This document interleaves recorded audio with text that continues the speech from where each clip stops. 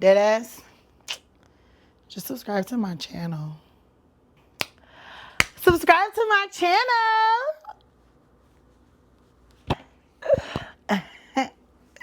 Zeddy. Just subscribe to that channel and get to see me. Say la vie. Gay. Nah, subscribe to my channel. Dead ass, bitch ass hoe. You need to subscribe to my motherfucking channel. No, I'm playing. Now, cue the cue music. Say love me, 'cause it's me. Tales of a free ass spirit, I'm just me. I'm just me. 'Cause it's me. Tales of a free ass spirit, I'm just me. I'm just me. 'Cause it's me. Tales of a free ass spirit, I'm just me. I'm just me. Hey y'all, welcome back. I'm Darnella Jean, and this is Say La Vie, Tales of a Free Spirit. This is episode 5. Shit! This is episode 6. Okay, it's episode 6, and y'all, we're actually live right now on TikTok, so it's really, really cool. We got everybody, well, how many people are on there? Little 2-3 people that's on there.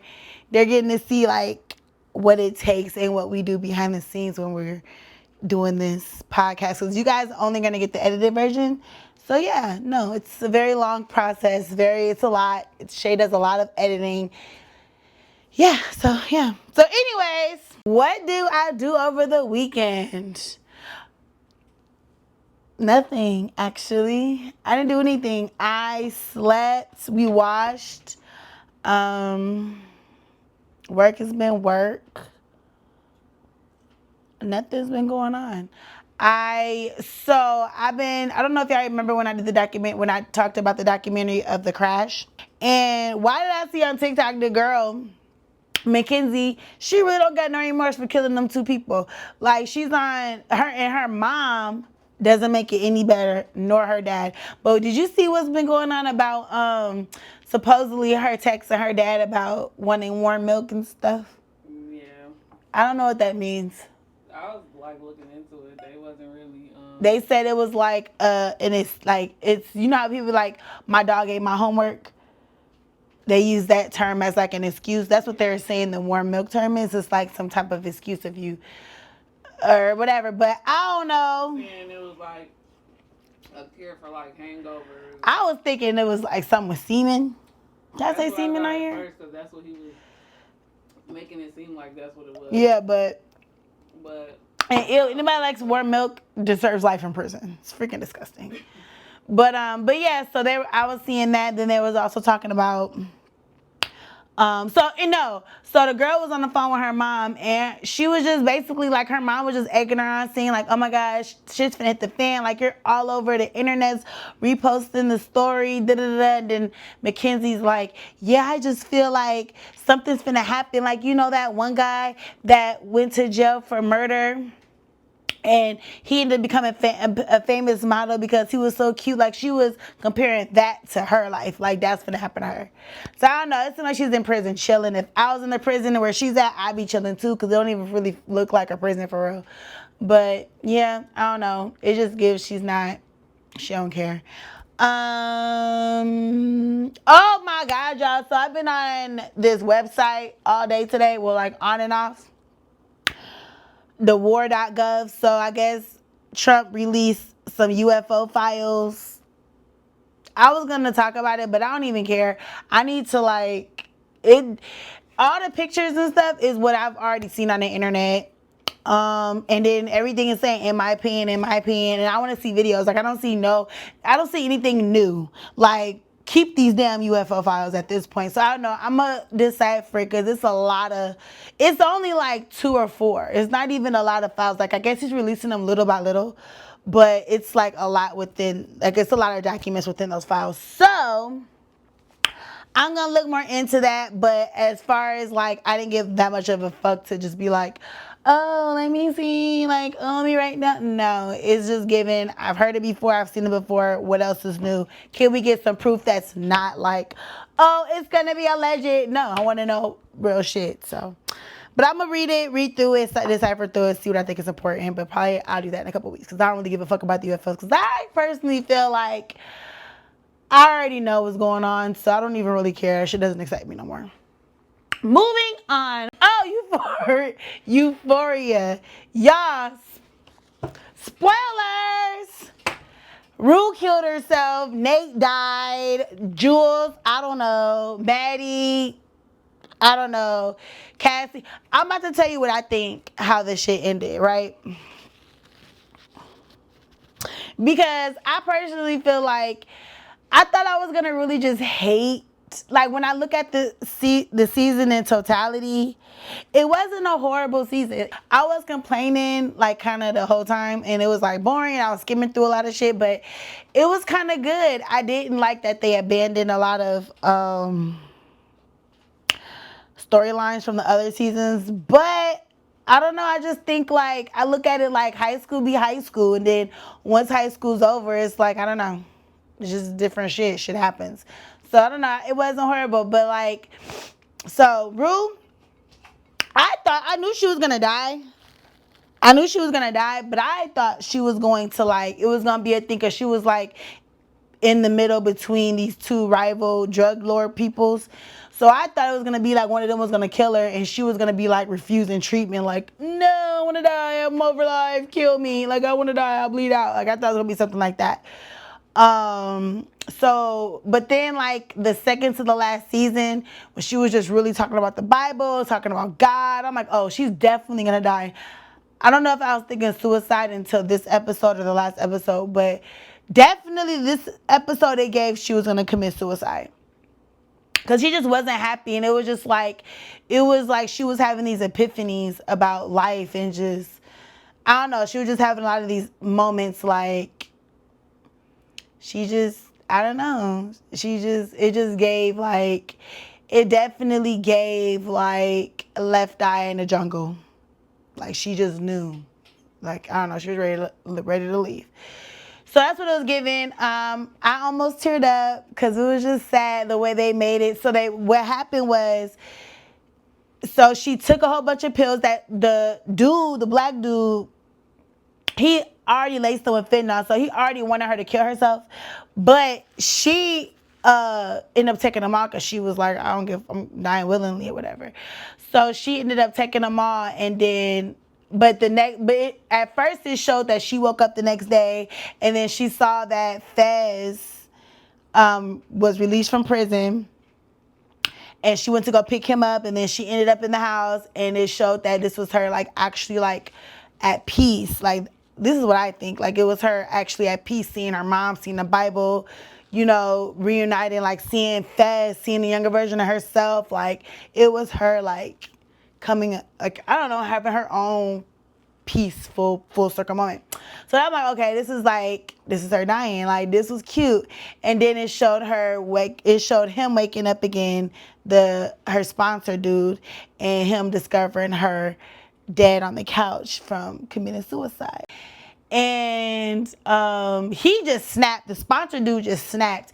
So basically, he found out that the pills was laced with fentanyl because he did, like, a testing thing on them. So even if she hadn't killed herself, he knew that that dude was gonna kill her. Like, he knew that. Basically, he blamed her for Rue's death. So he went and killed Marshawn Lynch, killed the old boy. The right-hand man from the cartel dude ended up taking all the bullets out of old dude's guns, so he didn't have a shot at killing the sponsor nigga. And then the dude ran off in Sunset with Maddie. So this is what I think is happening for their lives. I think Jules is stuck in she's gonna be stuck in a repetitive cycle of not having a life, of not being happy, and of being basically useless in the world, or that's how she's gonna feel. That's what I got from her storyline. Nate's dead. Cassie and Maddie are gonna get close. I think Cassie's she's going to be more like helping people doing social media because that's what she said. Her sister, who was annoying as fuck this season, she's going to work with Cassie. They're going to be that cool, whatever, because, yeah, she wasn't a real friend. That girl was annoying as hell, and if it wasn't for her, then that dude would have never knew that Rue was working for the DNA. So if you really think about it, she killed Rue. But okay. And Maddie ultimately forgives Cassie, and they become very close friends, and she ends up married to that weird nigga that was like, you want me to give you a ride home at the end? So that's how the shit's ended. Yeah. Oh, and then the sponsor dude, I think he ends up going to heaven. I don't think he gets caught from killing that guy. So yeah, that was Euphoria. The Boyz, I don't even want to talk about The Boyz. It sucks so bad. I don't even know if y'all watch The Boyz. I'm a nerd person, so I love The Boyz. It's like my favorite show ever. But the series finale came on. It was fucking annoying. Homelander became mortal, and fucking dude ass kills Homelander. All right. And then fucking Huey accidentally kills Butcher. Yeah, I don't want to talk about it. I don't want to talk about The Boyz. I don't talk about it. That's it. I don't give a fuck about nothing. The next thing we're finna talk about is my favorite segment of the podcast, Into the Stars. It's in the stars. Okay, so there are two topics that I just don't know, like, between either one of those, which I wanted to talk about. I'm gonna still talk about them both, but like obviously not at the same time. So one of them was gonna be the spiritual number 555. That's like my backup. But I also wanted to talk about MKUltra. Shay, pick a number between 1 and 100. 18. Fuck. Okay. We're gonna do MKUltra. I didn't want to do MKUltra. Reese picked 18. Reese. I am not in the... Remember, everything that I'm saying on this podcast is alleged for entertainment purposes only. I'm kidding. I'm crazy. Don't listen to me. But I can't even say this is a conspiracy because I got this all on the CIA website, as well as Google, as well as... That's it. CIA.gov is my best friend, y'all. I ain't even gonna lie. But we're playing. Okay, so what is MKUltra? Okay, MKUltra, this is from the Google's dictionary or whatever. MKUltra was, or is it? Was it or was? Is it still? We don't know. MKUltra was an illegal human experimentation program designed and undertaken by the U.S. Central Intelligence Agency, aka the CIA, to develop procedures that identify drugs that could be used in altering human behavior. So basically, the CIA around the Soviet Union, the war, not the Soviet Union, but like the war, the Cold War, the CIA became heavily invested in whether they can alter or manipulate or control one's mind through drugs, sex, torture, things like that. So that's pretty much what MKUltra is. In 1953 is when it first became a thing. It was once called Project Blue. So Project Bluebird, MKUltra, and Project Artichoke are all the same thing. It started as Project Bluebird and it ended up as motherfucking MKUltra. So if I say those three names, I'm talking about MKUltra, okay? Now, so there's this one guy, he was a chemist. He was the one that basically led MKUltra. His name is something.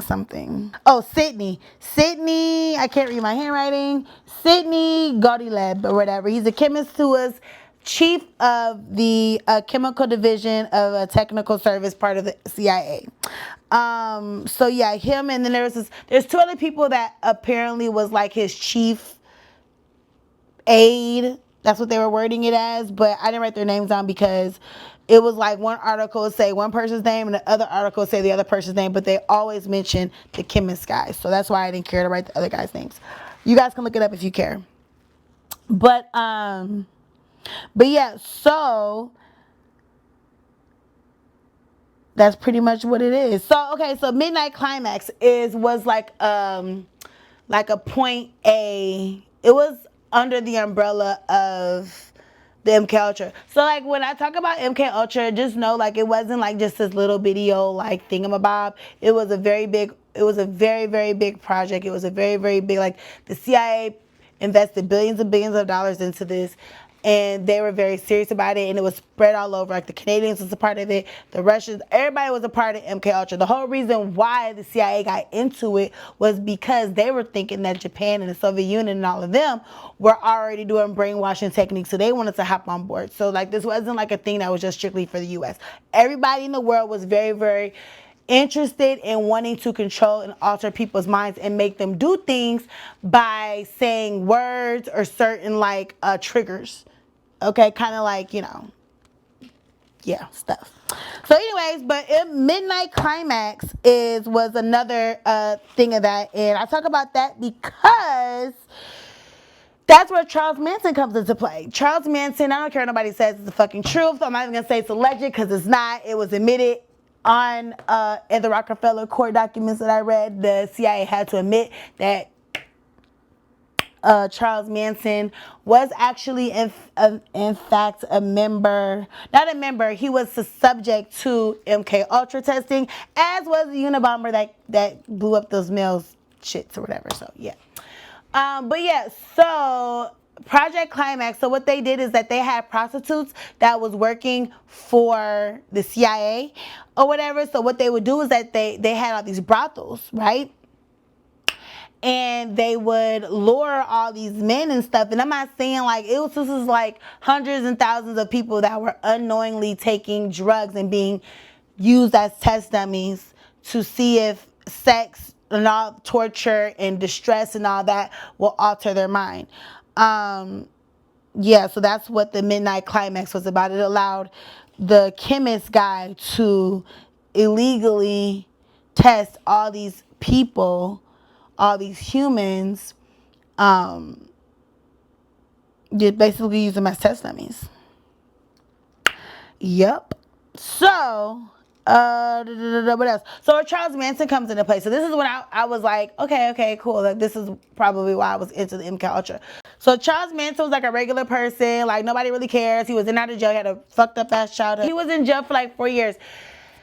So while he was in jail for 4 years, there was a little bit of a change where people was constantly coming to talk to him, asking questions. That's where, from the research that I was doing, that's basically where he was being like, he was under some kind of hypnosis, is what they were saying. Or like some kind of, he was basically being used as a test dummy. So yeah, so once he got out of prison at that time, he was supposed to stay wherever the fuck he was at, but he didn't. He actually ended up violating his parole, and he went to San Francisco. So, and they were very, very adamant about saying how the police they were very lenient with him. Like he was breaking a lot of rules and nobody ever said or did anything, and they think it was because of him. He was basically a puppet for the MKUltra. It wasn't like he was working for them. He was literally like a fucking puppet. So the CIA kind of let him do whatever.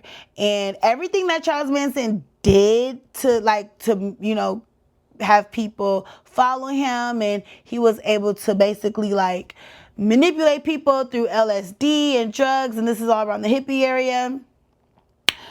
That's what MKUltra and the CIA, this is what it was all about. So I thought that was very interesting.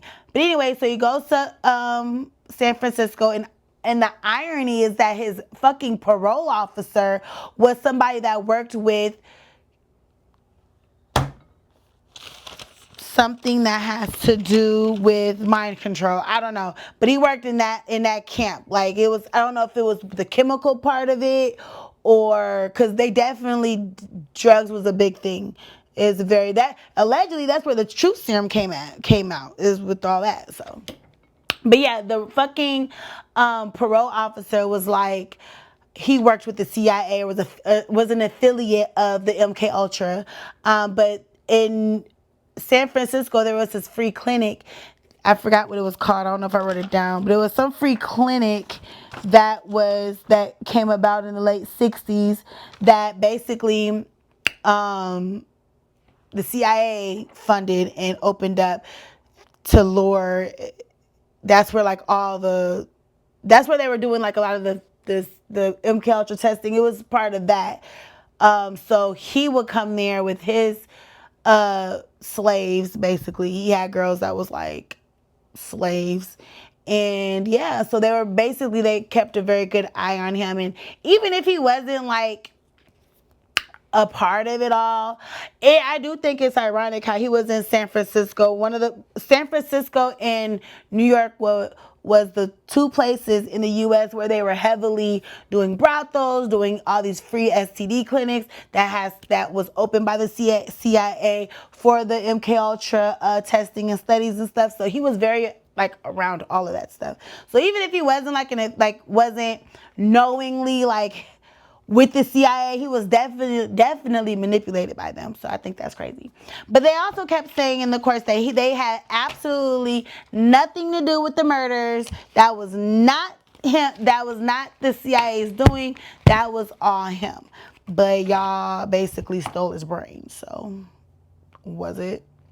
But yeah, so I thought that was interesting and then it's like that was in the 70s, so imagine what's able to happen today, i.e. Britney Spears. And I cannot fucking wait to do this research on that neuro shit that I saw in the Jeffrey Epstein files, because I know for a fucking fact that, well, this is all alleged, but he said in the fucking files that she was the first test dummy. Whoever the fuck he was talking to, she was the first test dummy for some neuro shit. And what's going on with my girl right now is definitely the effects of that. But yeah, so that's pretty much it. MKUltra is a real thing. It's allegedly, I'm saying allegedly because I don't know, does the CIA ever just close any fucking operation? For real. But they said it died down in the late 70s. And then after that, that's when like MKUltra became public, is because the church something in the Rockefeller courts was investigating the CIA and all this. Frank Olson, who was actually a scientist of bioweapons, he jumped from like a cliff or something, and it ended up coming out later on that he was a product of MKUltra as well. And he was working very, very closely when it first opened to that chemist I told you about, the Sydney guy. So yeah, he ended up dying.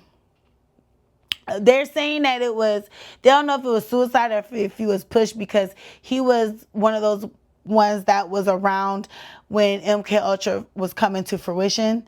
And there was a lot that he's seen, and he was just like a really, really important person for the government. And they think that, and he was also used for MKUltra. So they think that he might have said too much or whatever. I don't know. There's not really nothing on there that's saying he said too much. It just he probably killed himself because he didn't want to do whatever the hell that was going to like trigger him to do. I don't know. But yeah, so that's pretty much what Frank Olson is pretty much what snowballed this whole like thing. And then did y'all know that the president met with Frank Olson's family and gave them $750,000, which if you was to do it to today's time is over $4 million, because he was the death was like the death, they caused the death because of the LSD that they were giving him. Crazy. But yeah, so that's Into the Stars. That's MKUltra. That's just a little crash course on that. It's a lot of YouTube videos. You can literally just go to the CIA.gov website. Everything I'm regurgitating what I'm reading on the fucking government website. So literally you can go there and look it up yourself if you don't believe me. But yeah, in the Unabomber, that motherfucker was like a mathematician. He was like smart as hell, And they basically they fucked him up too. Crazy. And he was only 17 when because he went to Harvard. Like he graduated high school like 2 years early. I think his IQ was higher than fucking Einstein's. He was smart as fuck. And they ended up basically breaking him down for like 4 or 5 years. He was part of this MKUltra study at Harvard. And yeah, see what happened to him. So, but you know what? This is all alleged. What I'm gonna say next is for sure alleged. This is just me and just being like a conspiracy theorist. But I think, see, I know when that dude that killed the CEO of Cash App, and then the other one that it was like some weird stabbing and they say he was at McDonald's. I think them niggas, I think that whatever they did with MKUltra, they succeeded in, and they're able to like trigger people. Cause in one of the documents, and I only read, like, it was only in like one document. Like, so I don't know, I have to, I guess, read more or search more. But in this document, they were saying that they were able to like, you can just like a word or like a card or a symbol can like trigger somebody's brain to like go and fucking carry out a mission, and then they will have no recollection of it. That's allegedly what happened with JFK. But you know, I'm just a little old girl from Minneapolis, Minnesota that loves to read. So that's it. Conspiracy stuff. It's really not into the stars, but at the end of the day, everything is always into the stars because we're all connected. So moving on. Questions.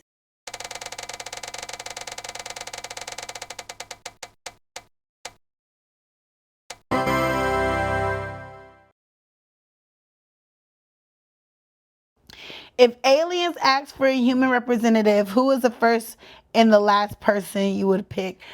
For a human representative, me. I'm the first person I would pick because I need to know and understand. And I'm somebody that literally has to decipher every single fucking word you say.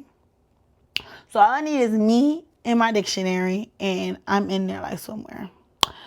The last person I would pick would probably be anybody that isn't human.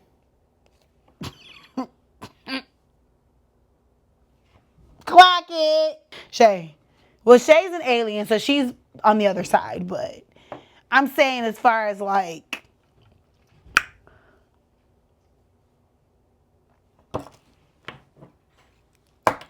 okay, so moving on. Oh my God, this is part of the podcast where I, a free spirit, tell a tale. Okay, so this is a time where I don't even know. I can't even say. I'm just going to say what happened. So, boom, pow, pam. I'm in Texas living my best life. And I'm going to call everybody in this place Michaels. And I'm going to call my friend Samantha. But RIP to one of the Michaels, he passed. But anyways, we used to always kick it at my house. So like we used to, like, I would get off work, my homegirl would get off work, we'll hit up Michael and they'll come to the house and we would drink and play cards and just turn up. And this is back in like my 4-bar days. So it was just a lit time. It was just a great time to be young in Texas, living your best life. So we used to drink quite a bit, right? And I mean, we used to go through 2 bottles like damn near every night. Like it was just always a thing. So one particular night, okay, so boom. Okay, boom, boom, boom, boom, boom. This is like literally 5 stories in one, but I'm gonna just say one little piece. So the 2 guys that I knew, they used to be my plug. Their uncle was my plug, right? And I had brought all my friends over there one night after the bar. It was just a lit ass time. But we all kind of became cool, like, as a group. So the uncle's nephews started coming to the house, to my apartment. And yeah, we used to kick it. I used to call one of them Sway. I have to say his name. I used to call him Sway because he had the rap like him, and he sounded like Sway in the morning. Like that was Rest in peace, Sway. That's my nigga. But anyways, okay, so boom. So this is like probably a weekend to like them coming over to my house every day, right? So one night we all playing cards. It's me, Michael, and Samantha. And we probably drank a whole bottle, right? And I don't know. I look up, honest to God, I look up and Samantha was gone and one of the Michaels was gone. Did I tell the story already? Okay. One of Samantha was gone. One of the Michaels was gone. So I'm like, what the hell's going on? Like, wait a minute. I'm like, okay. Because, you know, I was a little bit of a party girl. Okay. I was a rock star. So, like, my house was always like the kick house. As long as you ain't doing shit in my bedroom, because that's reserved for me and my dude, I don't care. Like, my house was literally like the kick house. And then she had a key to my house. So it wasn't like she was a really close friend. So they disappeared. I think they was in my bathroom.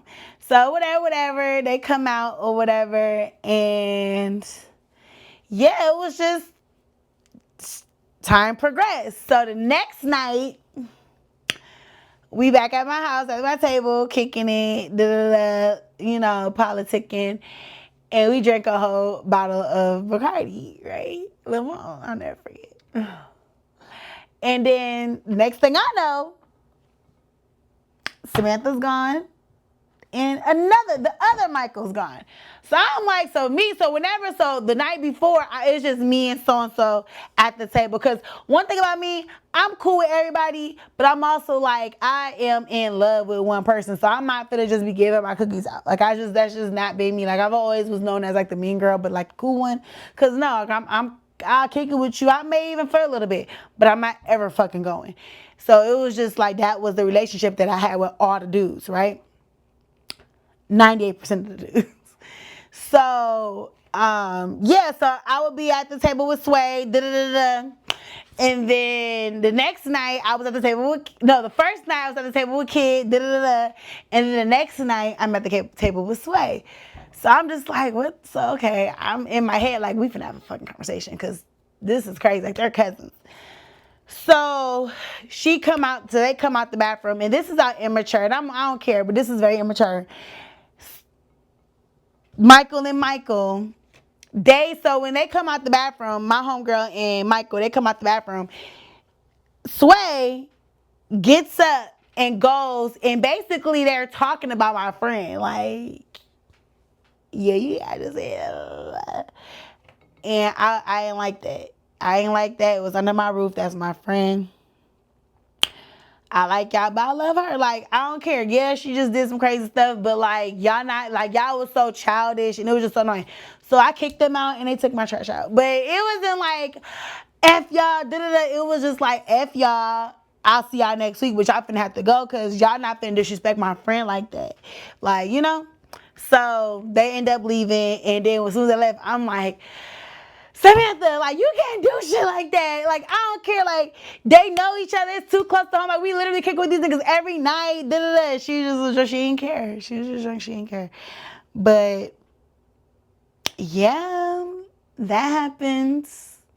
And, all right. Oh my God. I don't have a quote. I can tell you that this past week, I feel like I was a little annoyed with myself. I don't know if it just comes with age, but you would think that, like, when people get older, my brain is like,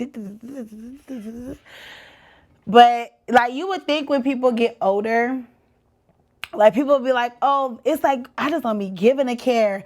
I just don't be caring. Like, the older I get, I just don't care. Me, I am like that, but I'm also not like that. Like, I feel like I bite my tongue a lot. A whole fucking lot. And that was annoying me this week, because I feel like I did it a great deal this week. Like, I feel like I don't be wanting to, like, hurt people's feelings, or like say things like when they come out the wrong way. And I feel like when I was younger, or not even like 10 years ago, 5 years ago, like I feel like I didn't really care too much about my delivery. I didn't really care too much about how it came out because I always knew my intentions. But I know like I can't, like everybody don't know me like that. So I think about like that, and it's caused me to bite my tongue a great deal. So yeah, that's pretty much how I was been feeling this week. I feel that way, and hopefully moving forward, I can learn to, in the moment, be more expressive on how I'm truly feeling, and not just letting like just not saying anything, or just being like a little like what's the word? Like tiptoeing, you know, timid, like being like timid and stuff. No. But yeah, I feel like as I get older, like I find myself caring about how I make people feel. And even if it's coming from a good place, you know, so I don't know. That's crazy. But I could think of three different occasions where I've done that this week. So yeah, I've been annoyed with myself with that because I feel like that's not really like me, but it is me. So yeah, that's how I've been feeling. So another fucking thing to work on. I ain't working on that shit right now though. I got other shit I gotta work on. But that is something I do want to change in the near future. Like it's not that I don't want to not give a fuck about people's feelings, but I do want to be able to express myself in a way where people can receive what I'm saying and not be super offended by it. And yes, I can't control everybody else's like how they react to me. And maybe if I actually understand that, then maybe I'll be more open to like revealing myself and my true thoughts and my true like opinions on things, as opposed to just being like, okay, whatever, or just caring. So yeah, that was fun and reflective. All right, that's it. That's all. Thank you guys for tuning in. I had such a great time. We're finna go do some gardening shit. I love you. I live for you. And as always, say la vie. Bye. It's in the stars to shine my